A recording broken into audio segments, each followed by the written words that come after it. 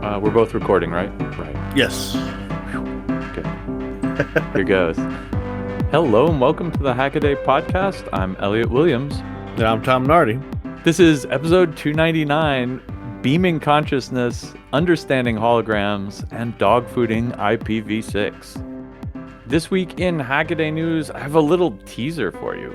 Hackaday Europe is going to be held next year, 2025, March 14th through 16th, and we've gotten a venue now. We're going to be, again, at Motion Labs in Berlin, and that means now we can do a formal announcement for it. So expect that to hit the pages of Hackaday next week, Tuesday, probably. And included with that will be a call for proposals. So if you want to give a talk at Hackaday Europe, March 14th through 16th in Berlin, Germany, we'll have the link for you to fill out your details, send in your submission, or you can just start brainstorming now and wait till the last minute. There you go. The true Hackaday way. It's what you're going to do anyway. Who are we kidding? But we'd love to get them in early. I think the timing on this is tight. It's December now and March is a few months away. So we're probably going to have to put a deadline of end of January on the call for proposals. So start thinking now, start brainstorming it up, get your abstract ready and get it on in. We'd love to see you there. Yeah, next year is remarkably close right now. It sounds like far away, 2025, but it's coming screaming at us very quickly. Oh yeah, and the badge for Hackaday Europe is going to be the same as the SuperCon badge this year, which is the SAO add-on badge, with the additional twist that the 3 winners of the SAO contest are going to have theirs manufactured. So you're going to get 3 crazy awesome SAOs along with the badge. I'm looking forward to that. And I'm hoping that Europe sees the same kind of SAO embrace that SuperCon did. That was really cool this year to see like all the SAOs that people brought and everybody was handing out little kits and stuff. So I hope that carries over to the other side of the ocean. Yeah, the pre-gaming is great. I love the ones that people assembled, on the spot too, right? Like, so there's some protoboard space. Get to soldering. Whether preloaded or done on the fly, we'll have a good time with the SAO badge. And of course, the talks, the food, the music, the hanging out, everything that goes along with Hackaday Europe. This is a journey into sound. What's that sound? What's that sound? So without further ado, how about a What's That Sound? Oh, boy. What's That Sound is our audio challenge. We play a sound probably loosely technologically related, and you try to guess what it is. This week is a Guess the Sound week, so I'll play the sound. Tom will give his best guess, and then we'll encourage you to send yours in. All right. What the hell is this date? Oh, this is, I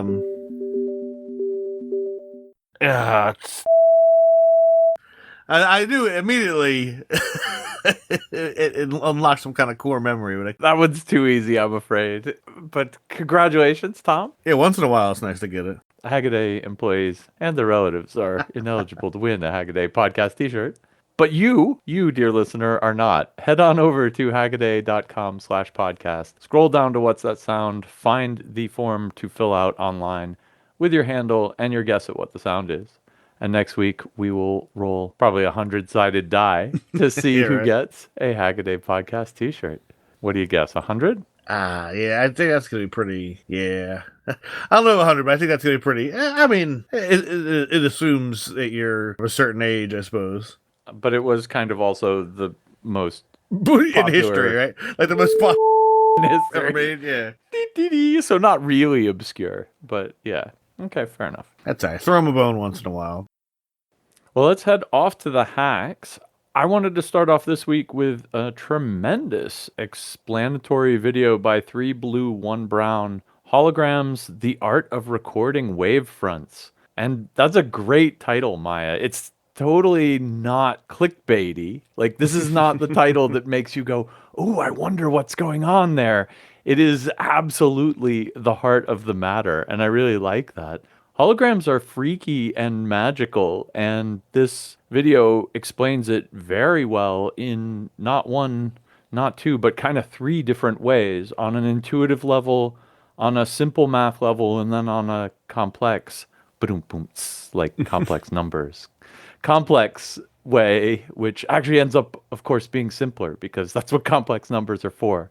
They make anything having to do with phase angles easier. But that's not the point. The point is, this video discusses transmission holograms, which are, you pretty much have to see these in real life. There's a bunch of great demonstrations of them in the video. But honestly, this is one of those absolutely better viewed in real life type experiences. But it's hard to do because transmission holograms are illuminated from the back at an angle by a laser of exactly the same color as the laser that was used to record the image on the film. And so, you kind of got to get lucky to see transmission holograms. This video may be your next best bet unless you have some nerd friends who make them themselves. But making them is surprisingly easy. The film used for holograms, you want to have, pretty good resolution film, basically as high as you can get. But the rest of it is just about configuring the laser beams in the right way so that they interfere with each other when they're hitting the front of the film surface. The video is such a good explainer. I'm nonetheless going to explain how to make a hologram, but you should really watch the video if you find anything I say in the next 28 seconds to be confusing. But the holography setup, you take what you want to photograph and you put the film kind of next to it. You shine a laser beam, you split it in two. One of the beams comes at the plate of film from the side, so it doesn't see the object you want to holography at all. And the other beam bounces off the object you want to photograph and goes into the film. The gimmick is that what you want to do with the hologram is record the entire light field, because that's how you get this effect where you can move your head around and, see behind things. The idea is you want to somehow, on this plate of film, capture all of the information about the light wavefronts falling off of your object. And that sounds impossible. The real trick is this object beam reference beam combo. And because it's a laser, because they're exactly the same wavelength, they interfere constructively and destructively with each other. And that is kind of your first clue that the film on the single plate, the single piece of glass or plastic film, can record some information about the phase of light that's hitting it. And this is because you have the light coming off the object and then the light coming in off the side through the reference beam. And so they interfere destructively and constructively and make a funny, crazy pattern on the film that when you take away the object beam and you shine the reference beam at exactly the same angle into it, it recreates essentially the entire wavefront that you would have seen if you were there when it was being photographed. And that's kind of the real super magic about holograms. And the intuition that 3 Blue 1 Brown has in this video is that he says, imagine you have a single point of light. What does the diffraction pattern look like that's going to hit the film? And if you've ever seen like the two slit experiment, there are these kind of bands of light and dark. Here it's in a circle because it's a single point, and the circle fringes out and the fringes get smaller and smaller as they move away from the center. And if you then take away your point of light and shine the laser through, that same pattern that's now on the film, which is actually called a zone plate, turns out to be like a lens. It diffracts the light that's coming in exactly the right way into your eyes, as if the single point of light behind it were still there. And from there, it's kind of not a super big jump to imagine that your image is made up of, bazillion points of light, all of different intensities, and that the film is just collecting this superimposition of the kind of zone plates from each point. And I thought that was a fantastic explanation, and I was super happy to see that because it gives you all the right intuition, including the thing that I've never understood about holograms until watching this video, which is when you cut them apart, it's like you're looking through a window into the original scene and you can see a lot of it. And how is that possible?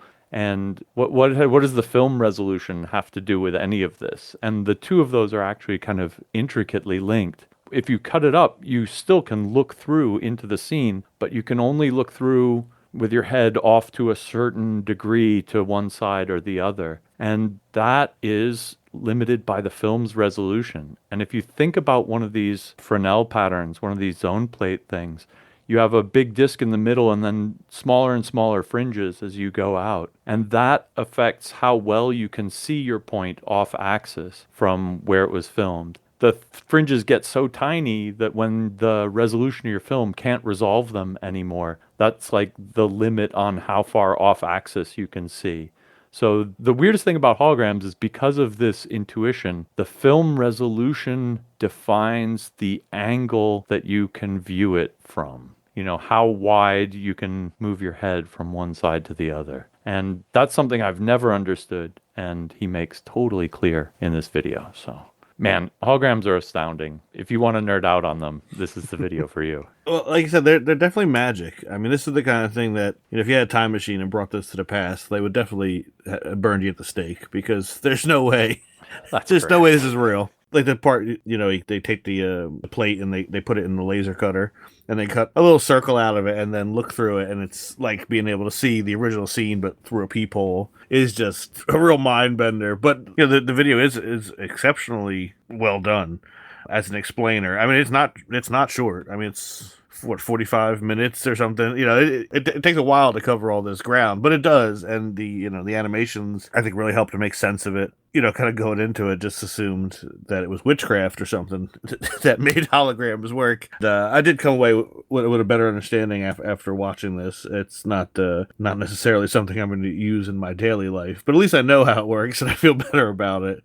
And being able to see how it was all done was very cool. Some of the holograms he shows in the video are astounding. The one that's really witchcraft is one that's made looking into a microscope. And you, in the hologram, can get your eye into the right place, that you can look down the barrel of a microscope and see the slide that was being microscoped at the time it was made. And it's like, what?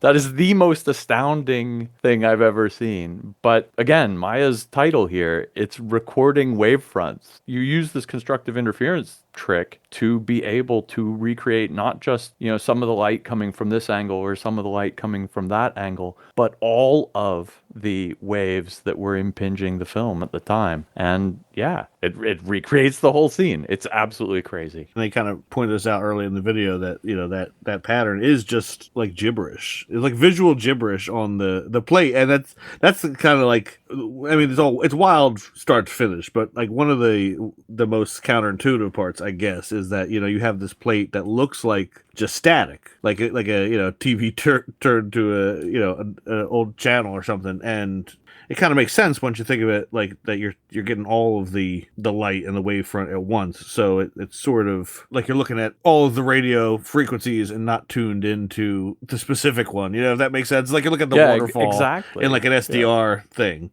So you're seeing a whole bunch of noise until you actually tune into specifically what you're after, and then it all kind of snaps into focus. Or if you think about diffraction gratings, actually, and you know how they make those party ones where you can shine a laser into it and it projects a picture of a dolphin on the wall, or, you know, a witch's hat or a pumpkin or something, right? Like there's all these tricks. It's the same thing kind of in reverse, right? Like diffraction gratings, and I think they're basically just holograms of a, you know, weird type. If you looked at a hologram with your naked eye in bare light, the film just looks like it's hazy film. It doesn't look like anything. It looks like absolutely nothing. And it's only the fact that it makes these kind of diffraction grating-like lenses that then project the image back at you is the, you know, truly, truly amazing part. I had a friend who was deep into DIY hologram making, to the point that he had an optical bench in his basement and was doing this. And I actually got the chance to see both his holography setup and look through a bunch of his transmission holograms. And it's just absolutely stunning, the work you can do. But then he was like, oh, and here's the film. And he's just using,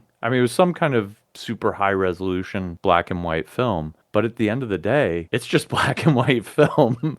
And it's just absolutely mind-blowing that regular old film can make these images that, seem to encode more information than is even possible. But it's the way physics works. Really crazy. All right. Well, the space nerd in me wanted to bring this one up early, although, as Jenny says in the post, it seems we're actually a couple weeks late to the news that Reaction Engines is now kaput. If you're into space stuff, that name probably sounds familiar. They have been chasing this kind of unicorn hypersonic single stage to orbit spacecraft for you could track it back to the 80s when I think, the first kind of conceptual stuff was happening, and then, it firmed up into the 90s and the early 2000s. The core technology was their SABRE engine, which would have... The short version is like a rocket engine needs a fuel and an oxidizer because there's no oxygen in space to burn the fuel. You have to bring both, but the engine on the SABRE engine would have, in theory, made its own liquid oxygen while it was flying by compressing... There's a reason it doesn't exist. It was at the very edge of what was possible with material science and the technology as we understand it. And I don't think anybody's going to be super surprised at this. It was always on the very fringe. I mean, it might be more surprising that it took them this long to finally, give up the ghost. But I know the UK government was propping them up for a while. I mean, it would have been, transformative stuff. I mean, the idea would be that you could take off from a runway like a regular jet and on the way up transition into, a rocket engine when you needed to. So it would have been a complete reimagining of what we think of as space access. But it never really got super close to fruition. They made some progress, and we've definitely covered it a few times on the site. I'll have to go back. It would have been great. It would have made access to space even cheaper and easier. But it's going to end up being... There's a huge history of what they call paper rockets, which are these cool space systems that never got much farther than the drawing board. It's easy to sketch out how something would work and say things like, oh, it'll produce liquid oxygen in real time as it flies through the air or whatever. But actually bend metal and get that working is another story entirely. So it looks like in this case, unfortunately, for now anyway, that particular dream is going to have to go back on the shelf for a while. With a rocket, you're just trying to throw mass out the back as fast as you can, right? And this one's like, well, why don't we take some of that mass from the air that it has to pass through along the way? Yeah, and the craziest, I mean, there's several crazy things I think about the overall, Skylon space plane they were trying to make, but the real magic was that the engine would have to take the air coming in at some thousands of degrees, because once you're at Mach 5, the friction is substantial, and then take that and turn it into super cooled liquid almost instantaneously. The delta from the inlet air to what it actually needed to burn was insane. That was their kind of the secret sauce, if you will, and that shocker proved to be very difficult to pull off in the real world. Well, our next hack is about something that you might naively think is hard to pull off in the real world, but actually isn't. And it's something that's a useful skill to have in your 3D print designing toolkit. So let's talk a little bit about 3D printing threaded replacements and this neat video by Shop Therapy where he walks through taking basically a random bottle off the shelf, taking the right measurements and modeling up a cap to match with it. And this is a really cool project because plastic bottles are everywhere and they have, they're tremendously strong, can hold a ridiculous amount of pressure, can take all sorts of chemical abuse. Plastic bottles are superb. we should be using them for I don't know what in our various projects. And if you need to mate something with a 3D print, well, this is your answer. The video is basically a look over his shoulder as he's doing some CAD design. Making a screw cap isn't all that hard. You basically take some calipers to the bottle in question and you measure how thick the neck of it is. That is the minor diameter. You measure how thick it is with the screws, so that gives you the major diameter. And then you measure how high per turn the screw threads go as they go around the thing, the pitch. The next step is then to take some triangles, extrude them around in a curve, sweep them out around as in like a helix on the inside of whatever is going to be your cap in your 3D model. Maybe round over the top of the triangles or cut them off. And he does a really nice job here of kind of also cutting off the beginning of the thread in the cap so it doesn't get this like pointy bit at it. It's nice to kind of chamfer the leading edge of that so it doesn't catch when it hits the bottle. You'll feel what I mean if you try to make these and you do it wrong. That's all there is to it. It's really neat. This video kind of does double duty as an introduction to the sweep operation and how to do some parametric modeling in CAD, but also how to apply that to the particular case of making screw top bottle threads. This is great because I, like probably many of us with 3D printers, this is something I've run into myself trying to print threads to match an existing thing. My flailing about randomly did not go very well. There was a lot of like test prints and like, no, that didn't fit. No, that didn't fit. No, that didn't fit. So, seeing the more scientific approach is very helpful, and it would have been nice if I had saw this video about like 6 months ago when somebody had asked me, they had it was some like a thing for doing like icing on cakes or whatever. Like it was like the gun, and they had these little screw-on nozzles that kept on breaking. As I'm sure many of us can relate to. Once people hear you have a 3D printer, they assume you can just produce anything that you could possibly want at the magic wand, right? So they said, "Oh, can you just make me more of these little nozzles?" I was like, "Yeah, sure," because I don't know any better to turn down, a chance to use this magical machine I have.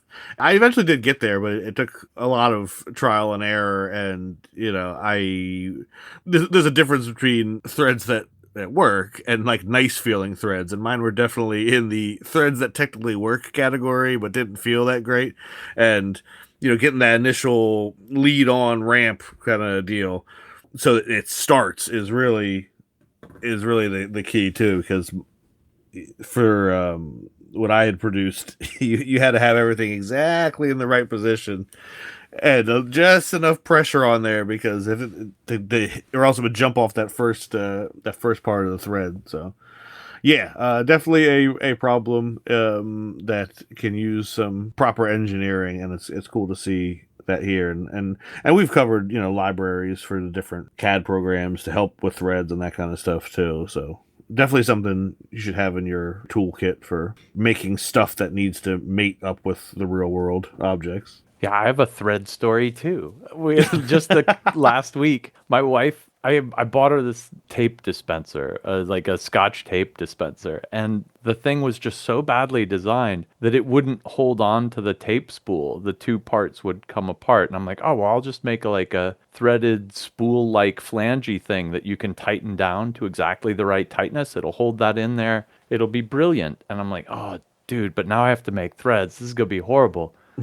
I was so pleasantly surprised. I opened up FreeCAD, fired up the fasteners workbench, which I heartily recommend, and pulled out an M10 threaded rod model and then put a hole in the other side and then told it to put M10 threads in it, and that was it. It took me longer to Google which workspace I needed to add to it than it took me to make the part. And now that I know that that's so easy, I'm actually going to be doing printed in threads. I don't know. Usually when I need to do 3D printed things that interface with the world of threading, I'll put a hole in there that's a little bit too small, and then I'll just drive a screw into it. And that's good enough. Boom. Done.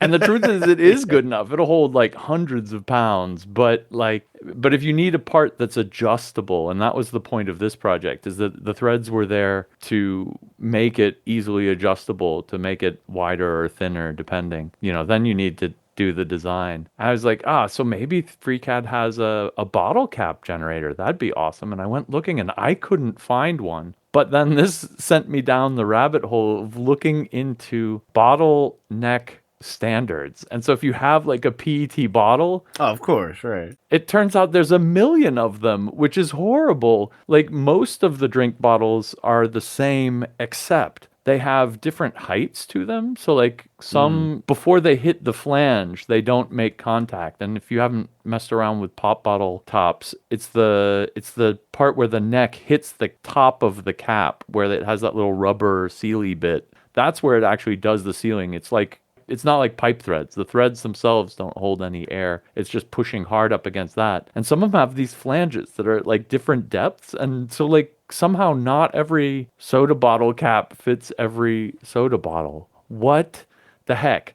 So I've thrown some links in here to some industry specifications, and these are great because they cover exactly all the same things that Shop Therapy did in his video. The pitch, the minor and major diameters, how tall the set of threads is before it runs into this flangey thing. Except it turns out there's industry standards for all of them. So if you are confronted with a bottle, have a look at it, pull out your calipers, but then also pull up one of these references and see if it's a standard bottle, because it probably is one of the many standards that are out there. That gives you like better information to make your caliper measurements more precise. If you're like measuring it and it's like 15.2 and the spec says it's got to be 15, you're not measuring that diameter right. So just like do whatever they say in the spec and you'll get it right.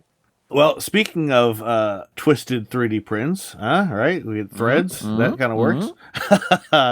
This one, Dan Maloney wrote this up at the insistence of many people in the tip line. We got, I don't know, we had to just eventually turn the tips away and say thank you. We've heard about it. We're writing about it.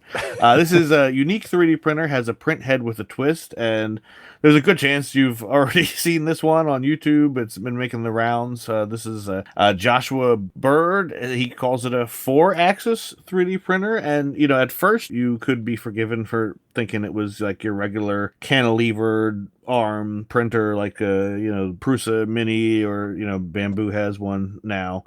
And in fact, it has a lot in common with that kind of classic extruder out on an arm. But the trick here is that the bed and the extruder itself can rotate. And that lets you do a lot of cool stuff and lets you print at extreme angles without the need for supports and that kind of thing. And sort of the demo in the video that shows it off is printing this, tree with all these branches going out every which way. And each one can be printed without supports because the whole thing can rotate in such a way that they're not needed. This is certainly very unique. It's always really cool to see that. I think we've talked about this before. We usually think of like desktop 3D printing as sort of a solved problem, right? And it is cool to see occasionally when something like this comes out of the woodwork and it's like, oh, okay, so there is other ways to do it instead of the way we've been doing all this time. I think the most surprising part to me is that it is relatively simple. I mean, that's simple to doing a lot of heavy lifting here. It obviously there's a lot more going on than your regular printer, but nothing, crazy space age, right? All the core stuff here is made out of the same GT2 belts and steppers, and there's no wild engineered parts. It's just adding a couple more motors and a couple more belts. And, the real heavy lifting, I would say, is in the software side, in the slicer, to understand all these different angles and the tool path and that sort of thing. But in terms of actually building the hardware, it is surprisingly straightforward, I would say. This is the kind of thing that you could probably put together with, if you have 2 3D printers, you could probably take them both apart and make one of these, if that makes sense. There's nothing in there that's so out of left field. It's just more of what we're used to than your standard i3 or Core XY machine. Like the path planning for this is absolutely insane. And it's worth noting that Joshua also has a G-code generator for this machine out there. This isn't just, hey, look, I've made a robot with a crazy geometry. It's also, and here I am trying to do the path planning for it. So like, this is really, really, really cool. I will say that this and similar tricks, this kind of printing at an angle, we've seen these before fairly recently in the last like 4 years. I'll throw 2 links in the show notes to 4D printers that use a rotational axis so that they're not just always printing straight down, which gives you the problem with overhangs. But if you print, from the side, so you're kind of sticking the plastic to the next layer of plastic from the side, so the pressure is pushing it up instead of always pushing it down.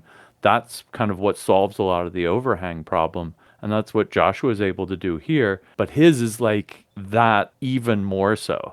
Because all the 4-axis machines we've seen before are always printing, they're not printing straight down, they're printing at like 45 degrees down. And this one can actually print up or down or straight across. And that means it can apply the force to the plastic to keep it from sagging itself, so it doesn't need support. It can do it in any given direction. And I think that is the really super clever idea behind this machine and what makes it really work.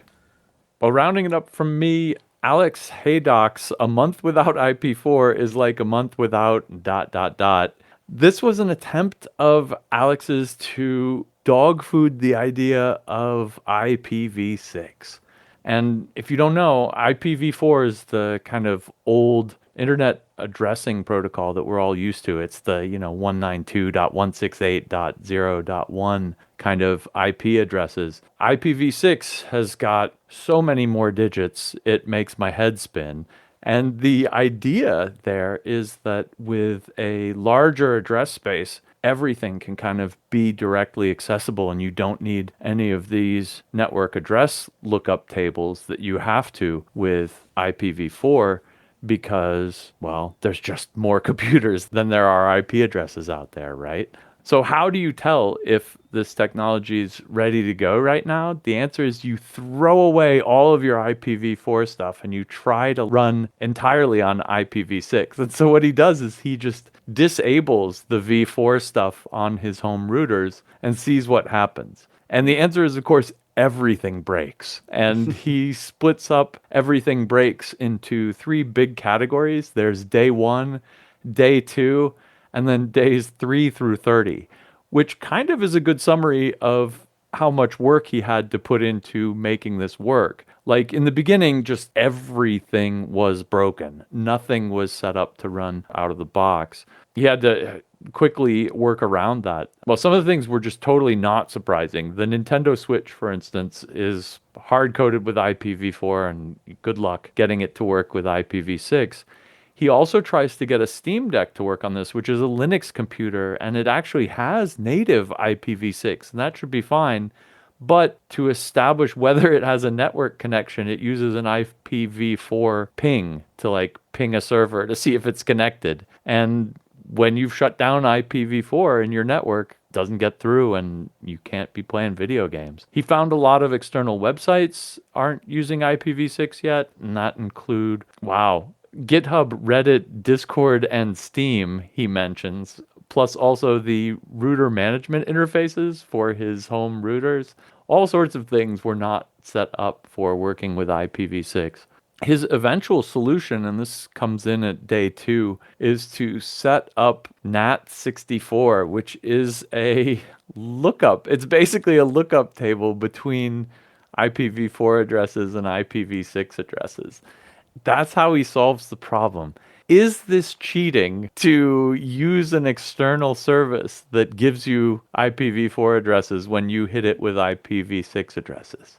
I am not 100% sure if he actually stuck to his initial plan or not, but he points out that he can configure his entire network to try for an IPv6 address first, and then if this fails, move over to this NAT64 solution to find the old school IPv4 address and use that. That, I think, is a really neat solution in the end because it lets him run everything inside his home network right now, all straight IPv6, and just shut down all the IPv4 stuff internally, but still access the rest of the world, which is still running on v4, by hitting these external servers that do the DNS64 and NAT64 for him. And of course, as soon as the rest of the world moves over to IPv6, it won't fail when he tries to address it initially, and he won't need to go through this NAT64 lookup. So he's got himself a workable system now that will eventually smoothly transition to an IPv6 world when and or if we ever get there. So I think that's actually really cool, and that's the sense in which he does manage to survive without IPv4, even though in the back of it all, he's using the 6-to-4 translator, basically, which is, is it cheating or is it clever forward compatibility? I'm still torn about this one. Like I said, his point is there's no faster way to learn the downsides of a new technology than simply just doing it. That's the spirit of this experiment. And as far as that goes, he pulled it off. I appreciate that people are out there and willing to dog food this and see the reality, but this is not a new technology. That's kind of the dude, I know the hook, right? Like Al says in there, it's at, what, 98? I think they introduced IPv6. Yeah. If it was going to happen on the internet side of things, there are IPv6, and that side of it is sort of different, I think, than the home network, right? I think it's a real hard sell for IPv6 on the home network. And I'm not saying it's never going to happen, but it's hard for me to imagine. Like, it would have happened already, I think, honestly. Like, the fact that, like, you could buy, he says, like, the Nintendo Switch, which is, you could go in the store right now and buy it, and it doesn't know how to do IPv6 on the network, kind of shows how little interest there really is in the industry to make this a thing. It's one thing to have IPv6 on the internet side and have your router figure that out, but I don't know how you're going to get the average person to do that on their home network. It's already hard enough to tell them, like, okay, 192.168.1.1 to, set up your router. Imagine trying to explain that to them with an IPv6 address, It's just a very tall order. And I think it's kind of telling, too, that even in our community where we have far more free time than good sense for a lot of this stuff, that even most of us aren't doing IPv6 internally, It just doesn't offer anything other than, like, geek cred points, really.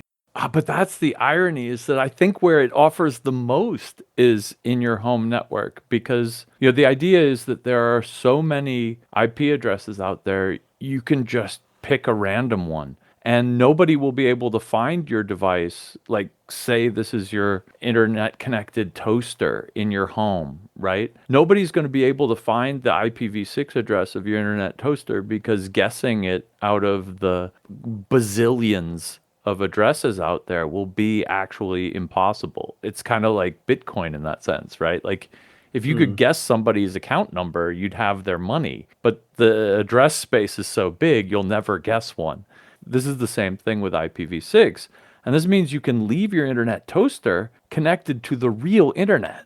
It's not like stuck in your home. So you can remotely toast bread because you know your IPv6 address. And so the irony is that it's exactly home devices and making home devices accessible from outside the home that IPv6 would be best for, right? Because like now everything's hidden behind your router. You can't get to anything inside your home network from outside because you can't, because there aren't enough IP addresses out there, and because it's behind this firewalled NAT stuff. This would get rid of that, and it would like completely level the playing field, and we'd be back to the old days of the internet where every computer had its number and they were all equal peers in the global network of devices. And I love that part of the dream, but I'm totally with you that no consumer hardware cares about this part of the dream. Yeah, like if that sounds like a good thing to you, that your toaster is internet accessible, then yes, I can see the appeal. But personally, and I'm sure I'm not alone, especially in this crowd, like I I have a good idea in my head, what the IP addresses are for pretty much everything on the network, right? I have a few routers, I have the security cameras, and I can keep track of that because they're all, pretty simple numbers. But to try to do that on, I'm sure there's someone out there who has some mnemonic or whatever, and because it's easy to do, and I guess maybe we'll get there at some point. But it seems so horrifically unfriendly to the human mind. That it's just hard to subject yourself to that. But you're right. I mean, if we are imagining where everything is on the internet, then yeah, you need that kind of address space. But I don't know. I think we got too many things on the internet as it is. The fact that we're potentially running out of IP addresses alone shows us we have too many things on the internet. So no, I'm totally mixed on IPv6 personally, but. Okay, so I don't want my toaster online, but I do want my coffee machine online because I really want to turn my coffee machine on so it's warm by the time I get home so I can make a damn espresso when I'm driving on my way home, right? And of course it's on a switch and it's inside our network here, but because there aren't enough IP addresses out there, it can't be on the big internet, and so I can't reach it. That's a bummer. I would love to be able to turn on my coffee machine remotely. This is a red herring, of course, because I have do that now. I have a Pi that is a gateway, and it's you can get into it with a password and all this. But like all of that intermediate step would be blown away, and I think that it does offer kind of a theoretical simplicity. But then I love your point that there's no way you'll be able to remember all of the IP addresses in your subnet, and yeah, well, there you go, right? Like. That's because they're 128 bits instead of 32 or whatever, right? Like, there are just so many more numbers there that you'll never remember it. Just so you can make some toast from anywhere in the world. All right, for my last one, this is actually one I wrote up. I found this very fascinating. This is cranking up the detail in a flight simulator from 1992. So first of all, the game in question is called Stunt Island, which is a PC flight simulator from 92 that was made by Disney, which is, I had never heard of it. Apparently there was a period where Disney was making PC games before they decided to focus on their own IP. Because if you can make Mickey Mouse games, why wouldn't you just make Mickey Mouse games, But this comes from before that, when they were a more general PC developer, and they made flight simulators. And this one in particular is kind of cool because it's a flight simulator that assumes you are like a stunt pilot in Hollywood. So it has you do stunty things, and there's like a campaign where you move through increasingly difficult stuff, chase cars down the roads. So imagine like you're making movies, right? And it has like this following that I was totally unaware of before seeing this article. So it was kind of cool to hear about this whole community that is still playing this game and like building stuff in it. But anyway, the hack in question is from Alberto Marnetto, who liked the game and wanted to see if there was any way to push it a little farther. Obviously, modern hardware is a far cry from what this thing was designed to run on in 92, and if you could get the game to understand it and use more resources, the resources are there for it, right? So the game had a detail slider in there where you could crank up the cockpit and stuff stays the same, but it would change like how much details on the ground in terms of buildings and trees and roads and stuff like that. And you could max it out and it still looked like, a game from 1992. But Alberto wondered if there was some way to go beyond what that maximum was.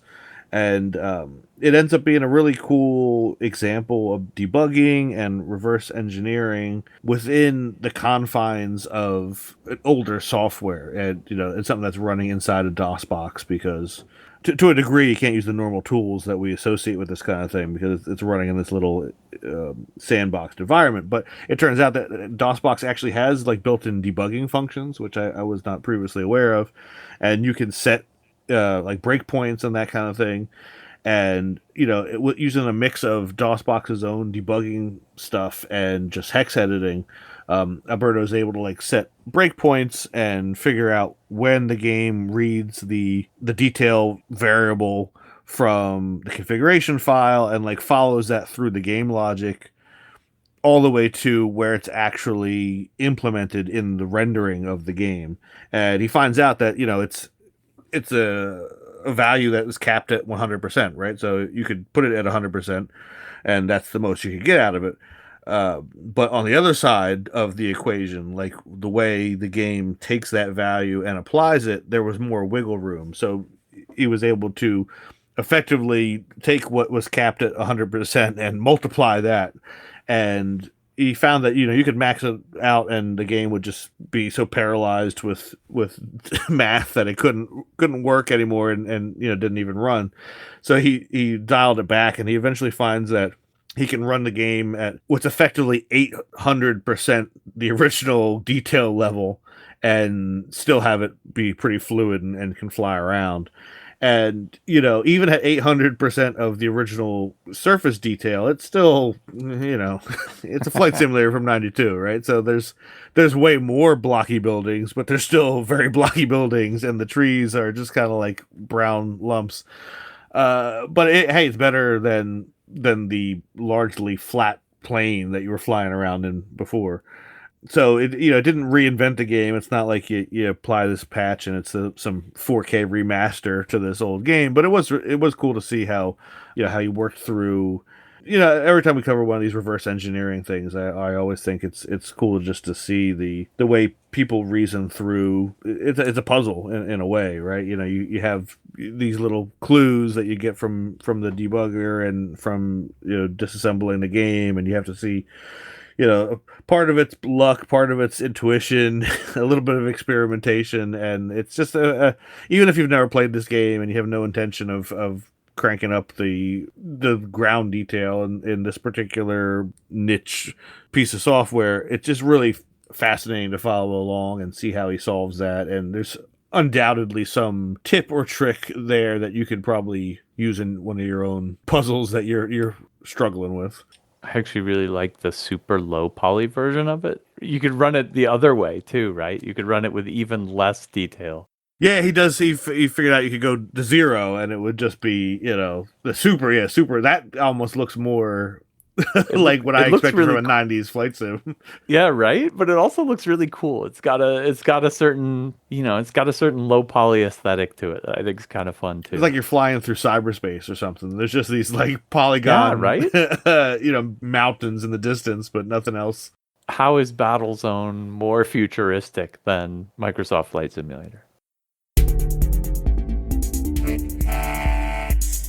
My first quick hack this week comes from Pegor K. It's the gas gauge upgrade keeps VW restoration classy. This is the smooth bus gauge for his 1978 Volkswagen bus. If I told you that the VW kept track of how much gas it had with a float that's pivoting on a potentiometer, how would you say that the gauge works to display this in the cockpit? The answer is it passes a current through this thing that heats up a coil that then moves a bimetallic strip that wiggles the needle on the gauge.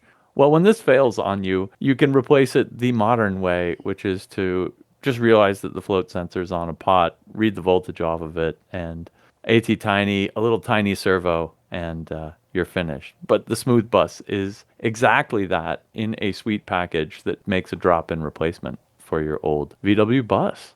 Next quick hack is Brent's exercise wheel tracker confirms suspicions about cats. This is hilarious. It's what you get if you have a cat exercise wheel and kind of a mind toward data collection. He has an ESP32. He puts magnets on the wheels, reads them with Hall effect sensors, and sends all the data off to the cloud.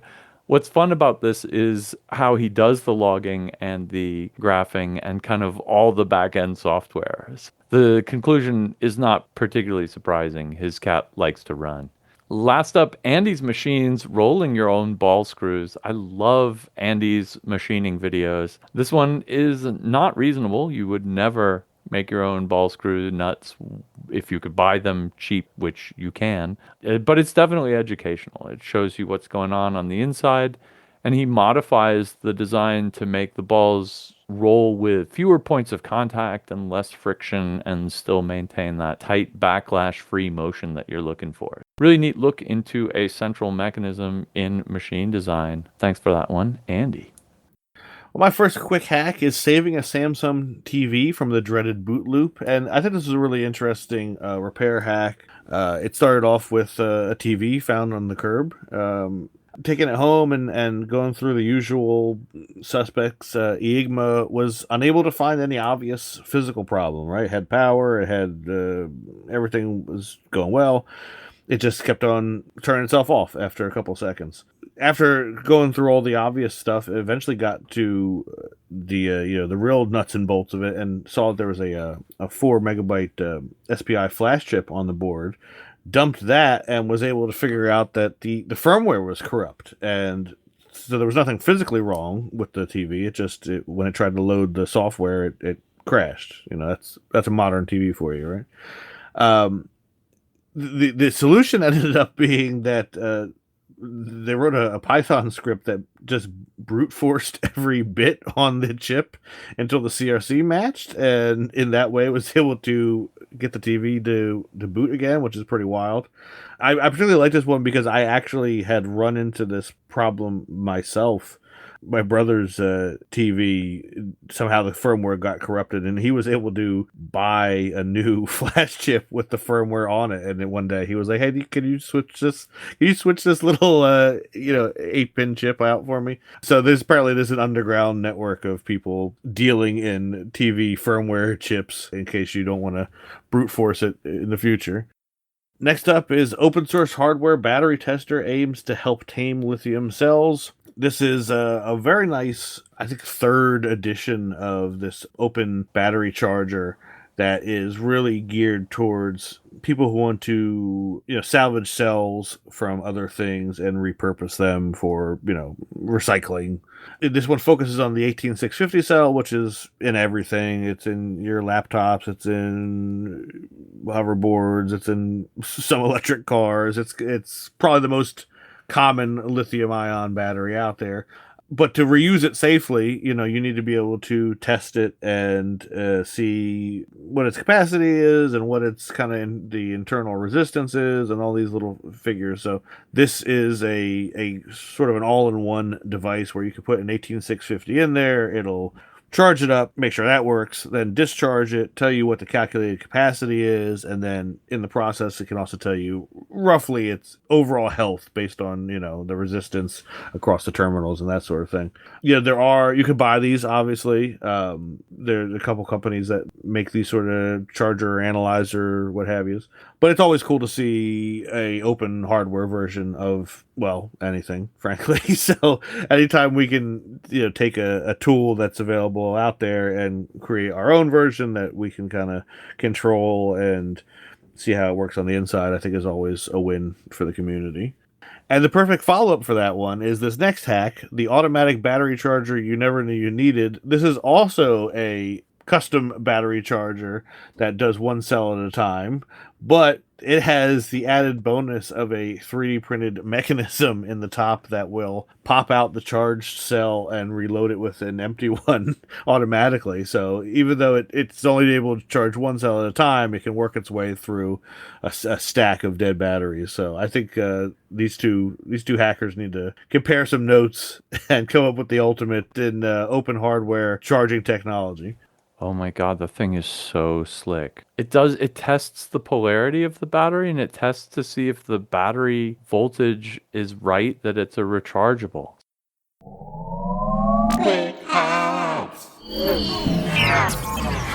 Well, that brings us to our Can't Miss articles. These are long-form pieces written by our fantastic Hackaday writing staff. And I wanted to pick up Lewin Day's The London Underground is Too Hot, but It's Not an Easy Fix. And this is really great because it's an interesting problem that's easy to understand, and it's, I think, nearly impossible to figure out the right solution, but it's so tempting to think about it. And the problem in question is that the London Underground, well, it's really old. It was built in the late 1800s, and back then it didn't have nearly as many trains or nearly as many people in it as it does now. So the tube is built underground. Back then, it was cool, and they didn't think it needed any sort of way to shed heat. But since the load in the system has increased and increased, it's producing enough heat in the tunnels, and with no kind of active way to shed this heat, it's just getting hotter. And I think what's neat about this is like the City of London scale version of a problem we all have with our electronic devices, which is the things producing heat. How do we shed this heat and keep it from overheating? But it's that problem written super large. And Lewin details what a lot of the sources of these heat are. And of course, some of it is just the entropy from trains breaking. So the brakes alone are about 38% of the heat generated right now. 22% of it is mechanical sources, 16% is the engines. Surprisingly, 7% of the heat generated in the London subway is from people, because if you've seen The Matrix, you know we generate heat. Actually, the coolest source of heat is that a lot of the trains run above ground, and in the summer, the trains get hot, especially on their roof when they're baked in the sun, and then they drive underground and transfer the heat down there. It all ends up with just too much heat energy in the tunnels and no way to get rid of it. And you might think, well, we'll just air condition the trains, but that makes the problem even worse because you're using a system that's not 100% efficient to make it cool inside the trains, but it's shedding the heat into the tunnels, and the tunnels being too hot is the problem. In case you're wondering, some of this is really serious. Like, they were getting temperatures up to 35 C in some places. I think the record is now 47 degrees C, which is like 110, 120. And it's probably not a dry heat in the London Underground either. Like, these are getting to be dangerous temperatures. So something needs to be done. And the second part of Lewin's write-up discusses an attempt of the Transport of London engineers and the city to offer a £100,000 bounty for anyone who could solve this heat problem. And I think that's a fantastic idea. They got about 3,500 proposals, and none of them were the combination of novel or possible, and they didn't award the prize in the end. And so that means this is a really interesting, really kind of fundamental problem, like how to shed heat from the tubes underneath London. But it's also one that's not really solved yet on a city-sized scale. It's a really cool bit of reporting on an actual world problem, but even if you don't live in London, it's going to make you think. Well, I like it. Well, maybe I don't like it.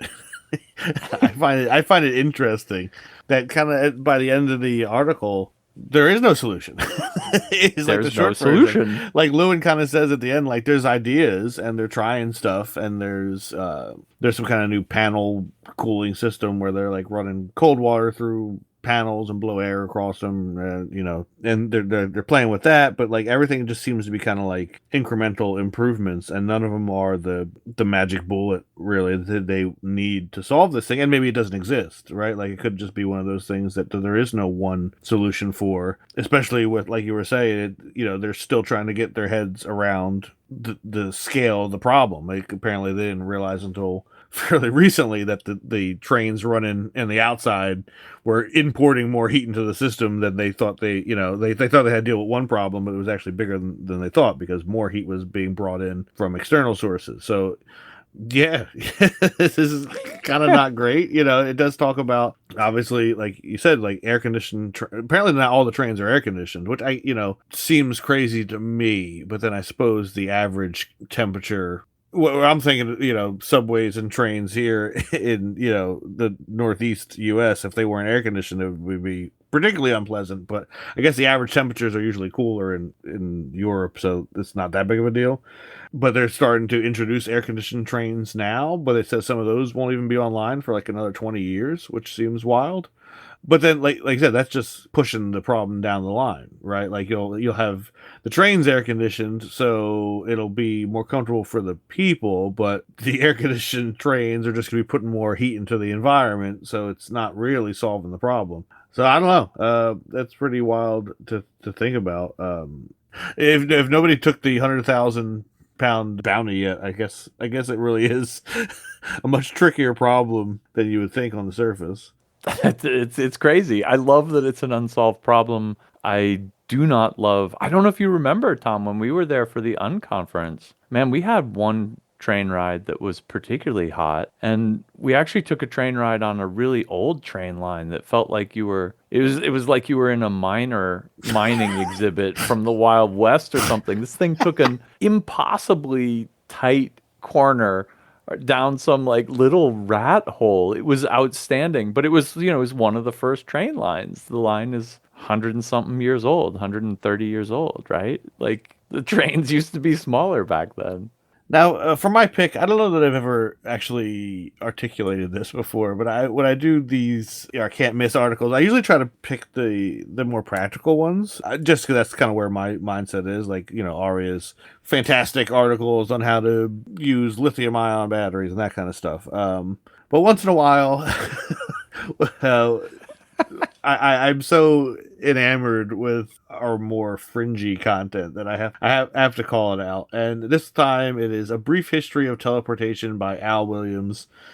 No, there is no. The end of this article does not talk about any kind of practical teleportation. This is all just how it's been shown in fiction and the evolution of media's portrayal of this, perhaps the most fantastic. Well, I guess it's probably tied for like faster and light travel in terms of the fantastical stuff that we see on sci-fi.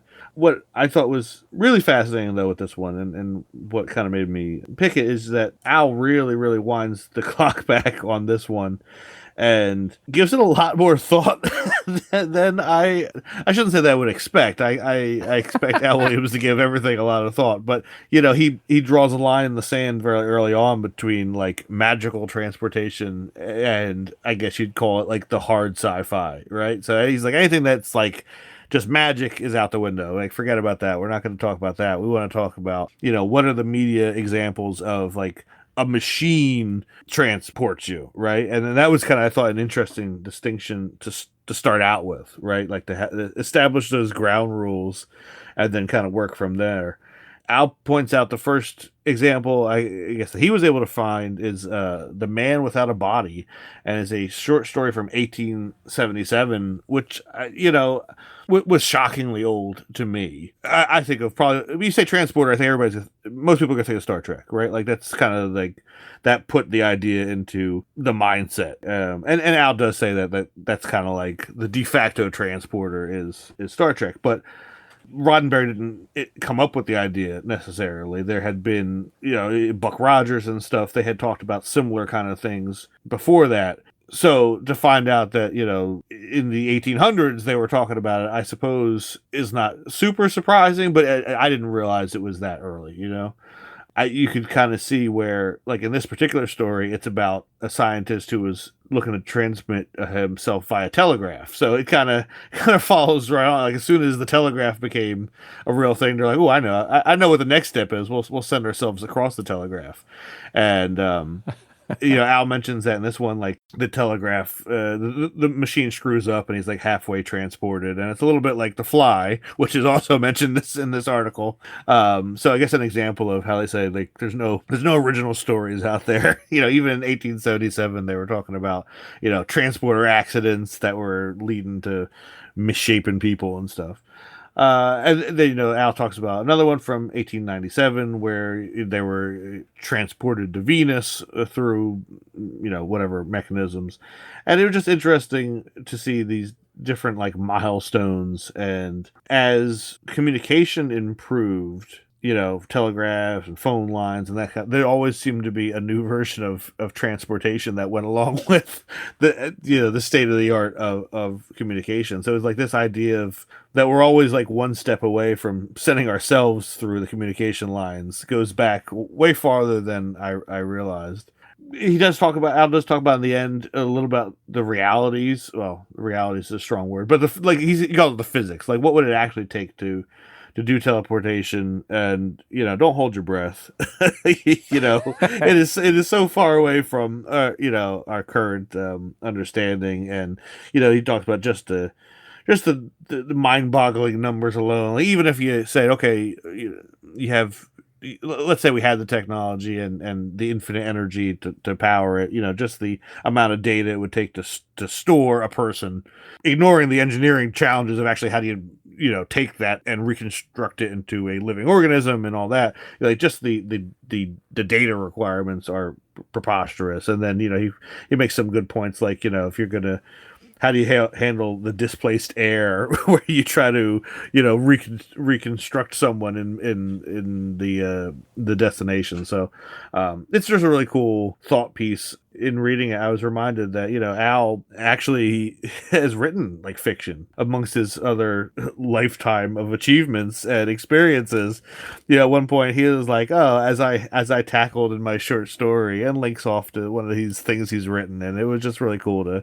Always cool to get a glimpse into the life of Al Williams. I love some of these tropes, like that, like you said, that first one where they start off by sending a cat over the telegraph. Like, just the idea is so preposterous. But like you say, that was the cutting edge technology at the time, right? Like, the telegraph was the thing that could do anything back then. It could let you communicate instantly across immeasurable distances. How is it possible? It's not inconceivable that you could send a cat. Right?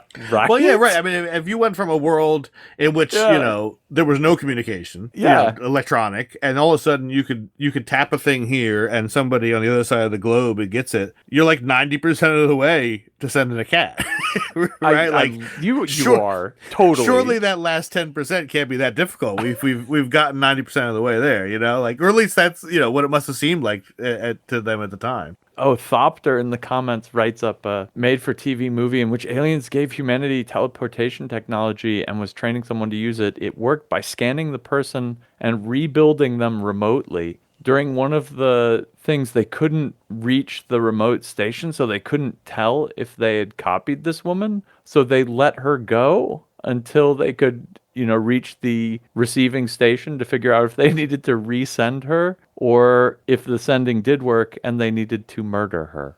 Yeah. Which is the dark side of like the Star Trek teleporter. Like, what happens to the people on this side? And unless you're actually sending the matter across somehow, there's no reason for this side person to disappear, right? And then how do the ethics on that work?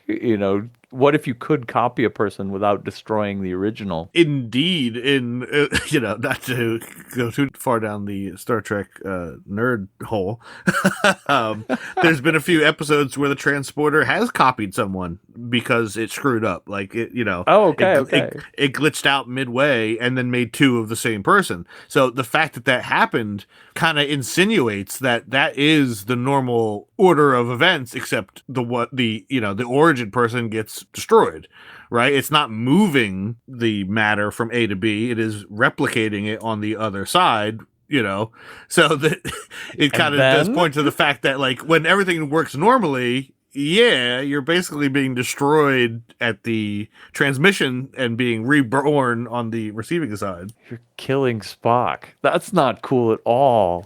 Yeah.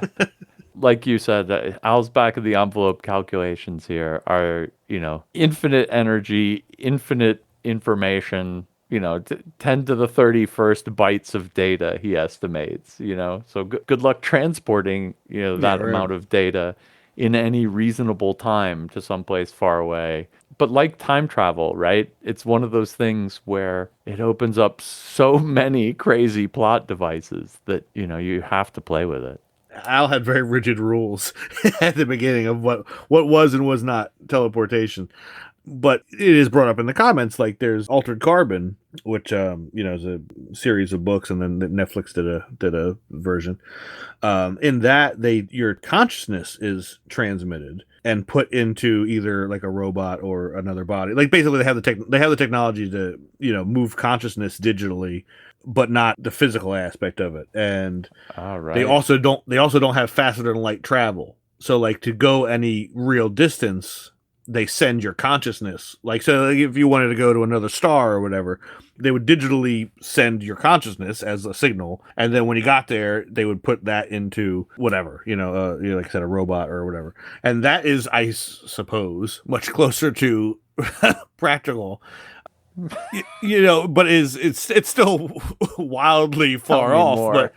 But at least there's not the the moving of matter, right? Like if you assume that our consciousness can be digitized, and there's certainly people working towards that end out there. You could send that. You could send a digital version of yourself, as long as they have something to put you in, I suppose. I think you've just said the 2024 version of sending the cat over the telegram. Yeah, right there. We're 90% there. Storage medium these days is so cheap. You could just buy a couple hard drives. How many terabytes do you think consciousness could be? The Black Friday just had some like 4 terabyte drives on sale. So. Well, that wraps it up for this week's Hackaday Podcast. Thanks very much for listening. If you want to follow the links, head on over to hackaday.com/podcast. And if you see anything cool or do anything cool, let us know. Send an email to tips@hackaday.com. And until next week, keep on hacking. What just went, Mario? That's my phone. I'll put it on silent. I have no idea how to make this transition. This might be one of the ones where you just imagine you're going to cut this out now. Not to go really far off. Well, I'm going to go one further afield. You can make tools out of iron. What are you going to make out of gold? Shiny stuff? We got plenty of shiny stuff. Now we're totally off track. There's these hackers and their funny names. Canadian hackers, even worse. Ugh. That's not what the title is. All right, we're gonna go back. Right. Well, that brings us to our can't miss hacks. That brings us to our can't miss articles. We'll see if I cut that out to avoid offending Londoners. Okay, that's the end of that one. I think that's a wrap. Let's hit the stop button. All right.